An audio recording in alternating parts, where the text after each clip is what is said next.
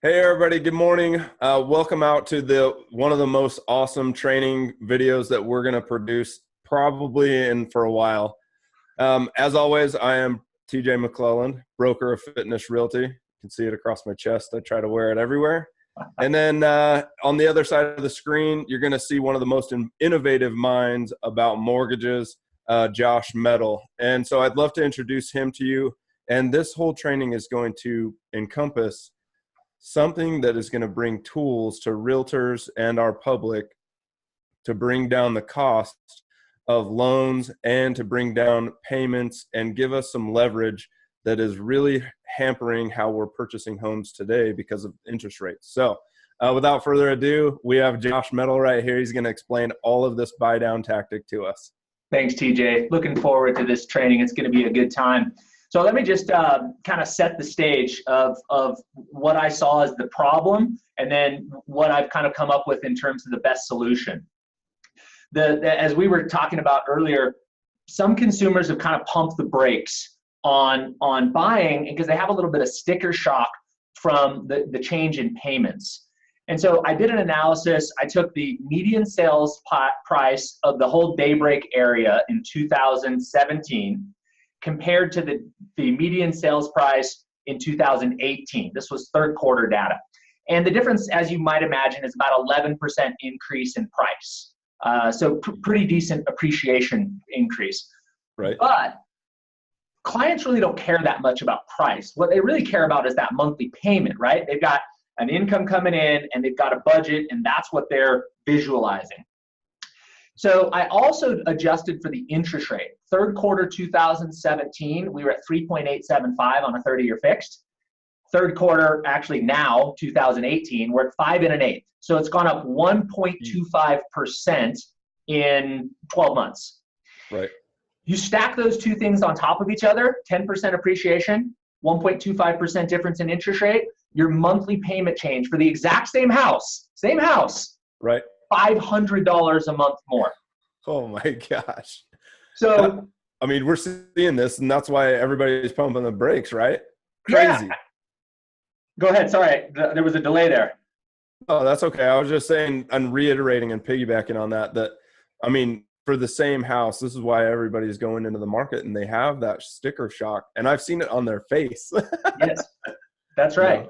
Yeah. And it causes people just to say, hey, wait, this is almost confusing to me that the payments have gone up that high and something doesn't add up in my head. And so when we feel unsecure or we feel like something's not right, what do? We hesitate, we pause.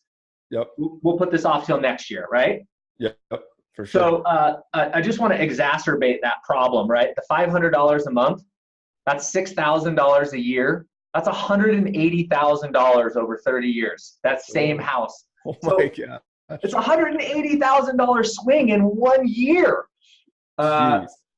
So I think we've set the stage pretty well for the problem. Agreed. It's a huge problem, right? It's a huge problem. Can we make a note for later, just in the future? Because I know kind of at the end of this, just to talk about the future ramifications of interest rates that you foresee in the near, let's say, year, to just kind of add on. Let's nail that right now. That's a rocking question. So if you go back to 2008, we had the Federal Reserve quickly trying to do quantitative easing to stimulate the economy. Economies gets rocking hot, right? We're now at the lowest unemployment levels, below 4% nationally, below 3% in Utah. These are the lowest unemployment levels we've seen in 50 years. Yeah. So now the Federal Reserve is going, whoa, okay, other direction. No more quantitative easing. We're raising interest rates, right? That's why we've seen that big move in the last year. Right. I believe that, and the economy has responded beautifully, by the way, right? I mean, the stock market, the job market, GDP, everything has been on about a 9-year upcycle. Now, you have a recession historically about every 6 to 7 years. So we're well overdue for a pullback. Yeah. What I think will happen is that over the next year, interest rates will continue to rise at a slower pace, a more moderate pace. In fact, the Federal Reserve statement yesterday was that we were nearing moderation of interest rates, and they saw some rises next year, but kind of not as aggressive of pace. So I think we see rates up in the 5.5 range, maybe 5.6 or 7 by the end of next year. Okay. I think by time we hit 2020, 21, we start to see a little bit of a recession. The economy can't just go straight up forever. It's got to pause. And so I actually think this is, and maybe this is a subject for another topic, I think this is a very interesting case for people to take out adjustable rate mortgages, like a 7 or 10 year fixed, because I think in the next 3 years, we're going to top out in interest rates. There'll be an economic recession. There always is every 6 to 7 years. The Federal Reserve will reduce rates, and it'll give people an opportunity to do a no-cost refinance. Nice. That may be a conversation for another day, but short-term forecast, I think rates are going up about another 1/4 to 0.5%. That's over the next 12 months. And then I think things will level off and potentially come back down as we see a little bit of an economic slowdown. Nice. Okay. So we shouldn't see another 1 to 1.25 jump. Yeah. Yeah. I mean, that is a crazy jump in a year, man. I don't think we're going to see that, but I would not be surprised to see 1/4 to 0.5% by the end of the third quarter, 2019. Cool. Okay. So, all you viewers out there, Josh is stamping it, right? Booyah! It's never going to happen. No, nothing higher than 0.5% more. Oh boy, that's the last thing I want to be recorded on, man. I can't get away from that one. You're welcome. Thank you. Yeah, very much. All right, can you see my screen? Okay. I definitely can. Yes. All right. So you see all this green on the screen, right? Yep. All right, sweet. All right, so we're getting into the solution here for this issue of the increase in payments. So what this is a total cost analysis. This is what we send to every client instead of a confusing spreadsheet Excel system that most clients just gloss over and put down. This helps clients understand visually what it's going to cost them for each loan, and what their payment is and cash to close, and just help them, just make it ridiculously simple for them to compare. Oh, this is program A, B, and C. B's better. I can see it in charts and graphs. I'm ready to move forward. Right. That's cool. So, and we deliver this to every client. But what I did on this presentation was in column 1, where it says 30-year market rate here. Yep. We took a $400,000 purchase price. We just assumed that they're going to do 20% down. This is about the interest rate for an average credit score. This is like somebody with a 720 credit score, no points, 30-year fixed. Okay? Gotcha. Now, if you got a 780 credit score, that's going to come down a little bit. If you put 25 or 30% down, that's going to come down a little bit. But that's kind of what the average is nationally right now. Gotcha. That payment puts them about $2,050 a month, and their cash to close at about 85 grand.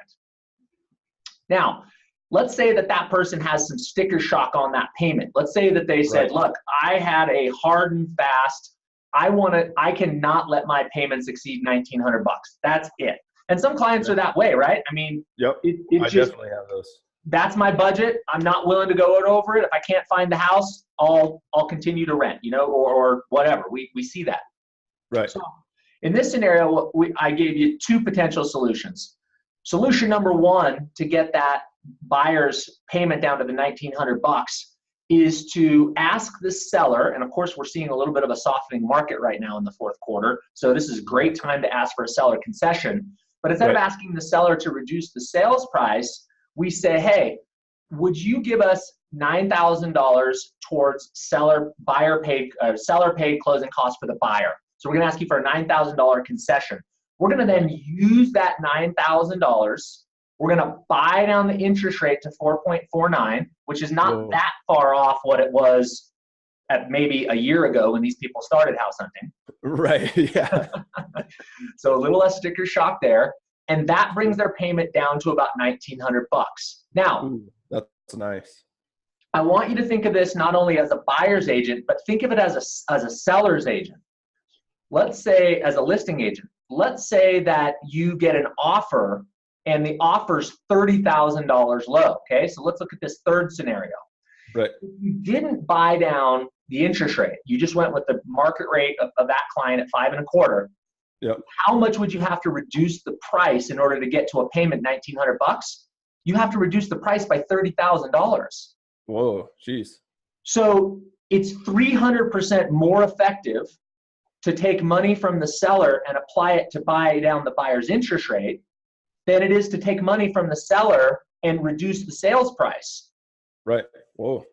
So the two ahas is, as a buyer's agent, it's a lot easier to negotiate $9,000 than it is $30,000 on a price concession. I mean, hey, maybe you can get both. Maybe you can get them to come down $10,000 and get a $9,000 concession for closing costs. You can play both sides, but it's easier if the payment is the key for your client, the lowest payment possible, then it's easier to negotiate $9,000 than $30,000.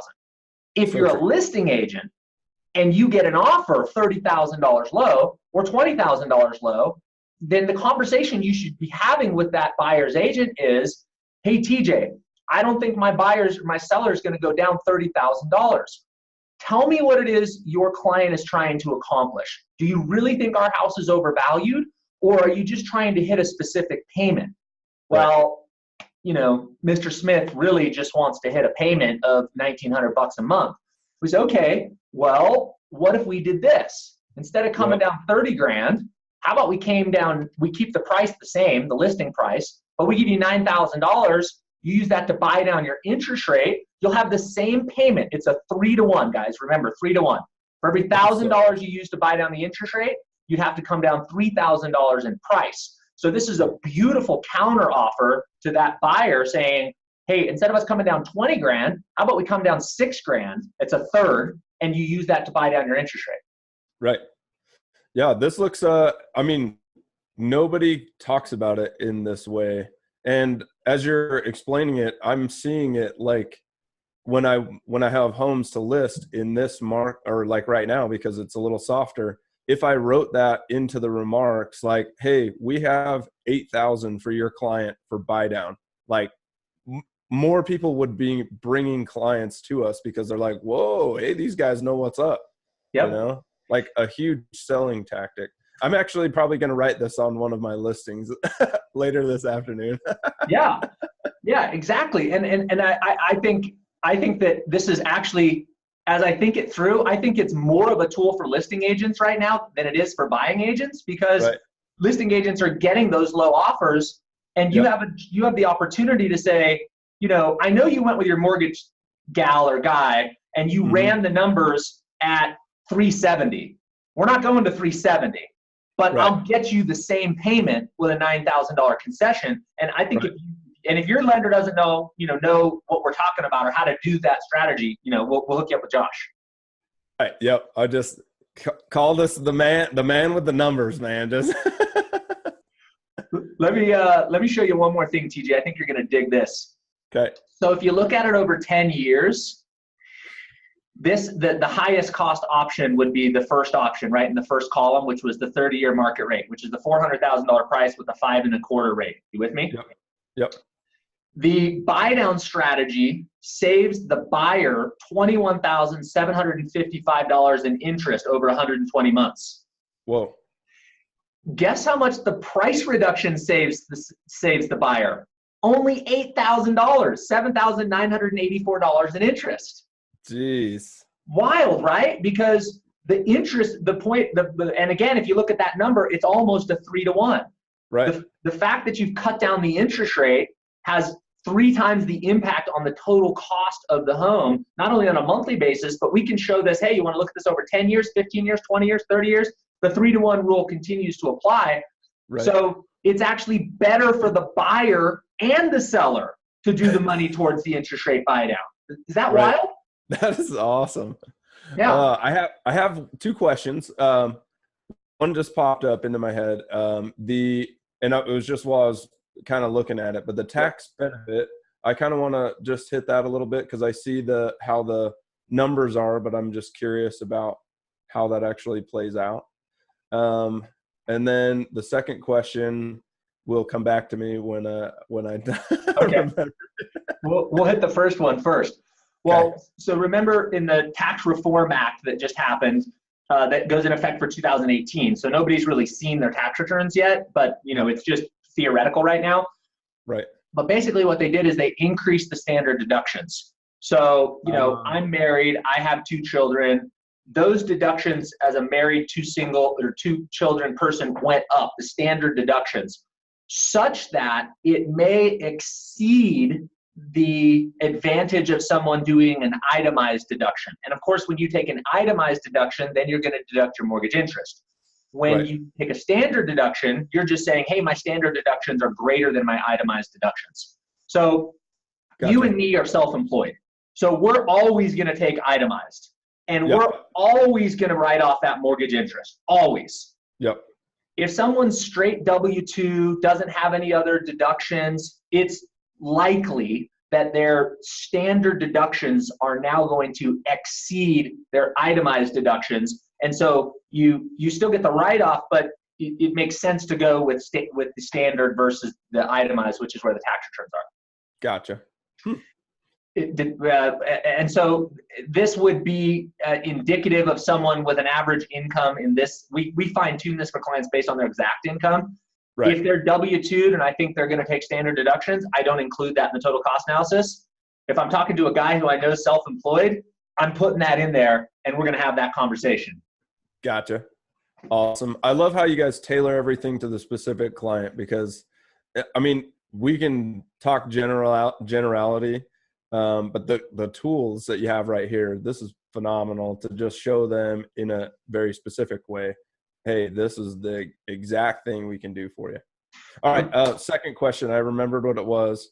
As we're talking about a loan or the interest rate buy down, it brings up a point to my mind that I'm just curious about, because leverage later on for the person who buys this loan could be that, hey, we have a 4.4 interest or a 4.4% interest rate loan. Would you want to assume it? And does assumptions happen frequently or could you see a scenario where they could have leverage that way and have people assume their loan and get out of a house that way as well? I'm just kind of curious. I haven't seen an assumption for forever, so I don't know.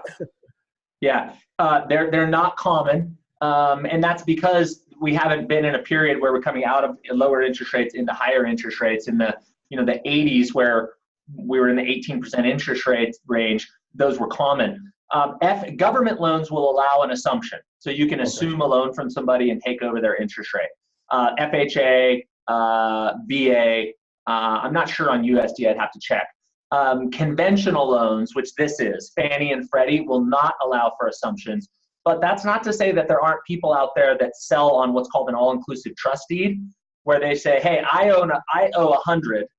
I'm going to write a mortgage over the top of that, what they call a wrap or an all-inclusive trust deed to you, TJ, for $200,000. So you owe me $200. I owe Wells Fargo $100,000. Now, technically, once you do that and you convey title to that person, there's a due on sale clause. And in that case, Wells Fargo could come in and call that note due. The reality is that doesn't happen very often. And I'm not advising people to do this. That's not what I'm saying. I'm just saying that happens all the time. Interesting. I didn't know that either. And it will probably become more common if interest rates go higher. Like if I'm wrong and rates get into the 7% range, you're definitely going to see people wanting to do that. Right. Oh yeah, for sure. Okay. That's interesting. I want to show you one other presentation if I could. This one will really, I think, blow your mind. And then we can end with questions or just wrap up. But that scenario I gave you was based on someone putting 20% down. Watch what happens to the numbers if you have somebody putting 3% down. So now we've got mortgage insurance to factor into this, right? Yep. This will blow your mind. So, and again, think of this not only as a buyer's agent, but as a listing agent, right? So we got a $400,000 purchase price, 3% down, 5.25% rate. There's mortgage insurance baked into this payment now. So now this payment's $2,645. Okay. Total cash to close. Well, if we take the same scenario and we say, hey, seller, we'll give you $400,000, your asking price, but we want $9,000 back in concession. Well, then I'm going to allocate half of that money to permanently buy out the mortgage insurance for the client. So they never have mortgage insurance on that loan. Nice. Going to take the other half of that $9,000 and we're going to buy the interest rate down to 4.875. Now the payment goes down $309. Jeez. And if you had to compare that to a price reduction, you would have to reduce the price of the home. So now my payment's down at $2,336. In order to get a $2,300 payment, you have to reduce the price by $45,000, bro. Holy cow. So it's like a 500% better allocation of funds to buy out the mortgage insurance, buy down the interest rate, then reduce the price. Holy cow. And I was just going to ask you before you brought this up, how does this play into FHA and VA and everything? Because, I mean, let's face it, most of my buyers are FHA or VA, just the nature of the game right now. Yeah. So I was curious because when we were talking about the last one, I was like, well, I don't know. I could probably call 100 of my friends that we don't have 90,000 to put down on a house. Yeah, I'm with you. I just kind of wanted to set a baseline, but VA and FHA, you can't buy out the mortgage insurance. VA, has a funding fee, but doesn't have monthly mortgage insurance. Right. USDA, you can't buy out the mortgage insurance. Conventional and jumbo, all of those are going to be the same 3-to-1. The only time you get this 5-to-1 multiplier, meaning for every $1,000 you use to buy down the interest rate in MI is equal to $5,000 in price reduction. The only time you're going to have that is if you have a client offering on your home doing a conventional loan with mortgage insurance. That's real easy for you to figure out as an agent, right? You look at the offer and you go, oh, they're doing conventional financing. Oh, they're doing 7% down. Then I know it's a 5-to-1 multiplier. Right. Oh, they're doing FHA, VA, USDA, or they're putting 20% down. Then it's a 3-to-1 multiplier, right? But I found this just insanely powerful. And if we look at it over 10 years, again, the buyer saves $40,000 in MI and interest. Oh, by the way, I didn't point this out. This is $40,000 in savings above and beyond the cost to buy down the interest rate. Oh my gosh. So they recouped their $9,000 that the seller gave them, right? Right. Because this calculates total cost, not just interest rate. So this calculates, okay, you got your $9,000 investment back and you've saved another $40,000 because you've completely knocked out mortgage insurance and you've dropped your interest rate by 0.375. Whoa. Well, and I love that the number that you put in there is based on 120 months as well. Like if you looked at it for the life of the loan, crazy. I mean, just absolutely crazy. and we can get on with clients and we can, somebody says, well, I'm pretty sure I'm gonna be here 20 years. We can knock it out. But here's the stats nationally. I just read this from the Mortgage Bankers Association. Mm-hmm. Only 10% of buyers are in the same loan after 10 years. So 90% pay off their mortgage, refinance, or sell within 10 years. Whoa. Less than 3% are in the same mortgage for 15 years. So, every time a client tells me, this is my forever home. Right. By the way, I'm on my 5th forever home. I'm building my 6th forever home right now. And every time I said, oh, this is it. Like, this is it. I'm all in. And then you have another kid, and then the school districts change, and then your financial situation change, and then you figure out your kid's into skiing and wants to be at the ski resort 4 days a week, and frick, you're moving again. Right. So, that's just life. Like, the people do not stay in their home more than 10 to 15 years. So when we try to run these numbers for them, even if they tell us, hey, we're going to be in the home forever, we're like, okay, but let's just look at it over 10 years. Right. That's so awesome. I didn't know that. 3% is a staggering number. Well, and I love stats too, just because the law of large numbers, right? You can't fight stats, and people will tell you that. I'm sure they tell you all the time, like just what you said. This is my forever house. Yeah, no. Yeah. No, the 3%. I doubt it. Right. Exactly. And people appreciate that perspective too when you're real with them. When somebody says, hey, this is my forever house, I say, look, I'm literally on my 5th forever house. Let me give you the national averages from the Mortgage Bankers Association. And when you there's a great book out there called The Challenger Salesman. Have you ever read that or seen that? I haven't. The premise is so simple. You could like Google The Challenger Salesman and watch like a TED Talk or a YouTube video or get a book summary. But basically, this group went out and talked to all the Fortune 500 companies or the top Fortune 500 companies around the country and picked out the top salespeople from all of those organizations and tried to draw parallels. Like, what's the guy who sells legal service to medical devices to airplane jets? What do they have in common? And the one commonality they came up with was that the most successful salespeople in the world challenge their buyers. So when you tell me, hey, this is my forever home, I'm going to let you roll with that, right? Right. And then I'm going to say something like, hey, man, can I tell you something funny? The walls come down. Yeah. Right. I'm on my 5th forever home. So I know you I think you're going to be in the home forever, and you very may well be. But let me give you some stats from the Mortgage Bankers Association. Boom. Right. Then you lay on the stats. You laugh about I'm on my 5th forever home, and they're like, yeah, maybe you're right. Maybe I won't only be here for 7 to 10 years. So that is just an instance of the challenger sales person in me that I try to mimic. Interesting. I'll have to pick that up. It's a good one, man. I think you dig it. Yeah, that's cool. Brother, that's all I got for you. Any other questions for me, or what else can I do to help? I don't have anything off the top of my head. I really enjoyed looking at the numbers. For me, I'm all about the numbers, and the interest rate stuff kind of, it's so weird because there's so many different facets to it. And it's awesome to have people that are brilliant like yourself showing us how the numbers work in real life scenarios. Because I mean, I can show this to a client and say, look, Josh is going to save you $20,000 or $40,000 in 120 months. And that is going to just bring into light how powerful this is, right? Because I mean, right now, everybody had the sticker shock. I mean, every client that I've had was like, we got to put it off. And I'm like, well, if interest rates go up again, then we're in the same boat, you know? And this just gives us some leverage to draw that down a little bit and bring off the hurt from the interest rates being so high so fast. And I mean, there's a lot of people in the industry, and I'm sure you've heard it too, and they're like, well, it's not 10% like 10 years ago or 20 years ago.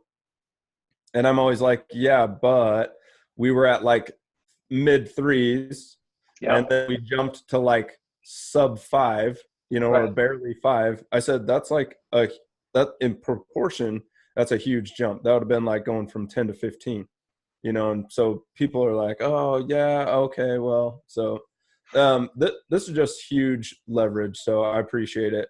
How do I get a client to see a specific version of this? Would it be best to just funnel them to you, or do they like the website and they can punch it in themselves? Or, I mean, me personally, I'd rather have you coach them through it probably. Yeah. I mean, I wish that this was so simple that I could just give somebody like an app and say, hey, just punch in your stuff. But the reality is, you mentioned how it's kind of specialized for the individual.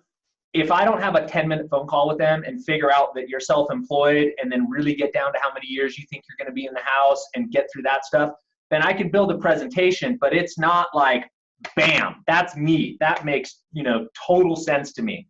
Gotcha. So text me, email me, call me. I jump on the phone with a client. I spend literally 5 minutes. I've just got about 10 questions that I rattle off with them. If they want to wrap and go deep, we'll go deep. But if they got 5 minutes, we can do this in the car ride. And I just get a couple of questions for them. I build the total cost analysis, and I say, look, here's your options. Here's market. Here's buy down. Here's what you'd have to get the seller to come down to equal the same price. You're now armed with all the information. They say, hey, that looks great. And then boom, we then move them forward and have them fill out our client questionnaire and get them pre-approved. We should also piggyback on this. Obviously, the third and the fourth quarter are the slowest, and maybe the fourth and the first quarter in Utah are the slowest in terms of buyer traffic and the number of days on listings. And so I think if you piggyback this strategy of buying down the client's interest rate with oh, and by the way, we'll close this loan in 2.5 weeks. Right. You've got a seller who in a cold, long winter is like, man, I'd rather pay the $10,000 or $12,000 in closing costs than I would make payments until May or June. Let's do it, right? Yeah, so anyways, quick phone call. We'll create the total cost analysis based off their situation. If that looks good to them, we'll move them to the pre-approval and then issue the 17-day guaranteed close. Awesome. Really appreciate that. All the viewers out there, when you're watching these videos, I wanted to wholeheartedly thank Josh for walking us through this. Like I said before, Josh has an innovative mind about mortgages, and so really appreciate that. For all of our viewers out there, text us, call us. We have the answers and the tools to help you get the best bang for the buck when you're going in and getting your first home, your second home, your fifth or sixth forever home. I'm sure there'll be more, man. Right. So really appreciate it. Josh, thank you so much. And for our viewership out there, as always, I'm TJ McLelland, Broker Fitness Realty, and Josh over here with Fairway Mortgages. So can't thank you enough, Josh. Thank you so much. My pleasure, man. And I love what you're doing in terms of educating your people and educating the public. Keep it up. Love what you're doing.